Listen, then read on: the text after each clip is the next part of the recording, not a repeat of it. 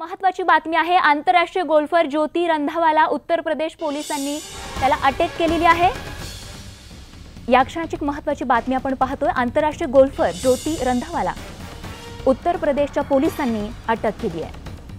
अवैध शिकार प्रकरणी ही अटक झाल्याची प्राथमिक माहिती मिळते आहे। तर त्याच्याकडून मोठ्या प्रमाणावर शिकारीचं साहित्य देखील मिळाल्याची माहिती मिळते आहे। रीमा आमच्या प्रतिनिधी या संदर्भात अधिक माहिती देत आहेत। रीमा, काय तपशील? स्वाती, आपल्याला माहिती आहे ज्योती रंधावा याला महाराष्ट्रातल्या यवतमाळ मधली जी T1 वाघीण होती, अवनी वाघीण, तिला पकडण्यासाठी पाचारण करण्यात आलं होतं। तो त्याचे आंतरराष्ट्रीय दर्जाचे जे कुत्रे असतात, स्निफर डॉग्स, त्यांना घेऊन इकडे आला होता। अनेक दिवस राहिला होता, मात्र त्याला काही यश मिळालं नव्हतं। त्यानंतर आज ही बातमी येते आहे की उत्तर प्रदेशातल्या बहराईचमध्ये जवळच्या काटे मोतीपूर फॉरेस्ट रेंज मध्ये त्याला एका रानडुकराची अवैध शिकार प्रकरणी अटक केली आहे आणि त्याच्याकडून जे सामान जप्त केलं त्याच्यात .22 ची रायफल, त्याचप्रमाणे रानडुकराचे मांस आणि मोठ्या प्रमाणात शिकारीचं साहित्य पण जप्त केलेलं आहे। बरं, धन्यवाद रीमा या तपशिलांसाठी। तर आपण पाहतोय आंतरराष्ट्रीय गोल्फर ज्योती रंधावाला उत्तर प्रदेशच्या पोलिसांनी अटक केली आहे। रंधावाकडून मोठ्या प्रमाणात शिकारीचं साहित्य जप्त करण्यात आलंय। अवैध शिकार प्रकरणी त्याला बहराईचमधून पोलिसांनी अशा प्रकारे अटक केली आहे। तर आंतरराष्ट्रीय गोल्फर ज्योती रंधावा याला उत्तर प्रदेश पोलिसांनी अशा प्रकारे कारवाई करत अटक केली आहे। ही दृश्य आपण पाहतोय, त्याच्याकडून मोठ्या प्रमाणात शिकारीचं साहित्य देखील जप्त करण्यात आलंय। अवैध शिकार प्रकरणी उत्तर प्रदेश पोलिसांकडून ही कारवाई करण्यात आली आहे, ज्यामध्ये आंतरराष्ट्रीय गोल्फर ज्योती रंधावा याला उत्तर प्रदेश पोलिसांनी अटक केली आणि हे साहित्य जे त्याच्याकडून जप्त करण्यात आले त्याची ही दृश्य आपण पाहतोय। आणि आता आणखीन एक महत्त्वाची बातमी या क्षणाची आपल्यापर्यंत येत आहे, ती आपण बघूयात।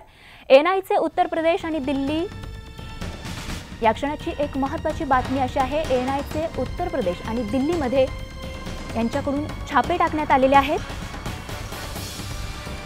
आणि या छाप्यामध्ये 4 ते 5 संशयितांना त्यांच्याकडून ताब्यात घेण्यात आलेला आहे। दिल्लीमध्ये मोठा घातपाताचा कट रचला जात होता या माहितीच्या अनुषंगाने हे छापे घालण्यात आले आहेत, ज्यामध्ये काही संशयितांना यामध्ये अटक करण्यात आलेली आहे, ताब्यात घेण्यात आलेला आहे।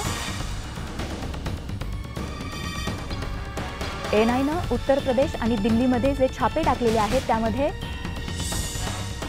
एकूण 16 ठिकाणी हे छापे टाकण्यात आले आहेत, ज्यामध्ये 4 ते 5 संशयितांना ताब्यात घेण्यात आल्याची माहिती या क्षणाची आपल्यापर्यंत आलेली आहे। ISIच्या मॉड्यूल संदर्भात ही छापेमारी असल्याची देखील प्राथमिक माहिती या क्षणाची आपल्यापर्यंत येत आहे। NIAचे उत्तर प्रदेश आणि दिल्लीमध्ये आपल्याला बघायला मिळत आहे 16 ठिकाणी अशा प्रकारे छापे टाकण्यात आलेले आहेत। ISIच्या मॉड्यूल संदर्भात या ठिकाणी छापे टाकण्यात आले असून एकूण 16 ठिकाणांवर ही छापेमारी करण्यात आली, ज्यामध्ये 4 ते 5 संशयितांना ताब्यात घेण्यात आल्याची माहिती मिळते।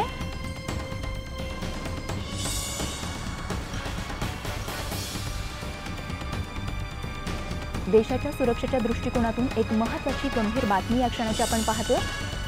नितेश कुमार आमचे प्रतिनिधी या क्षणाची अधिक माहिती देत आहेत। नितेश, काय तपशील या संदर्भात?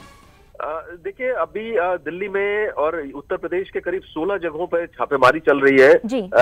ISIS का जो मॉड्यूल है, नया मॉड्यूल सामने आया है हरकतुल हर्ब ए इस्लाम नाम से।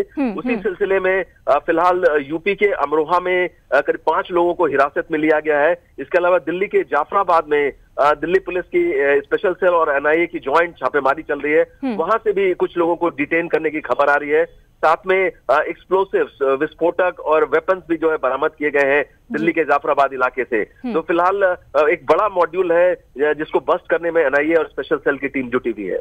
जी, धन्यवाद नितीशजी इस जानकारी के लिए। तर आपण पाहतोय एक खूप मोठा कट या ठिकाणी रचला जात असल्याचा संशय व्यक्त करण्यात येत होता आणि त्याच अंतर्गत आपण पाहतोय NIA मार्फत उत्तर प्रदेश आणि दिल्लीमध्ये 16 ठिकाणांवर अशा प्रकारे छापे टाकण्यात आले, ज्यामध्ये 4 ते 5 संशयितांना ताब्यात घेण्यात आले आहे।